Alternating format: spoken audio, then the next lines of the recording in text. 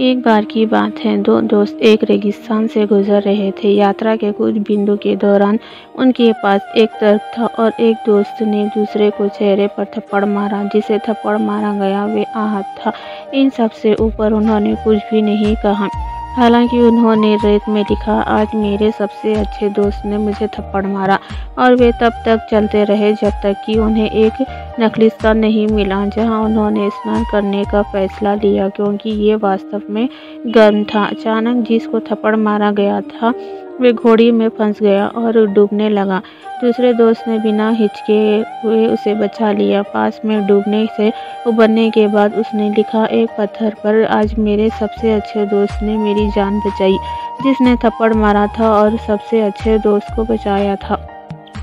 उसने उससे पूछा, जब मैंने तुम्हें थप्पड़ मारा था तो तुमने मुझे इसे रेत में लिखा था और अब तुमने इसे एक पत्थर पर लिखा है, क्यों? दूसरे दोस्त ने जवाब दिया, जब कोई हमें चोट पहुंचाता है तो हमें इसे रेत में लिखना चाहिए, जहां माफ़ी की हवाएं उसे मिटा सकती हैं, लेकिन जब कोई हमारे लिए कुछ अच्छा करता है तो हमें इसे एक पत्थर पर उकेरना चाहिए ताकि कोई हवा इसे कभी ना मिटा सके। हमेशा कोशिश करें और लोगों में अच्छाई देखें। लालच इंसान को कभी खुश नहीं करता।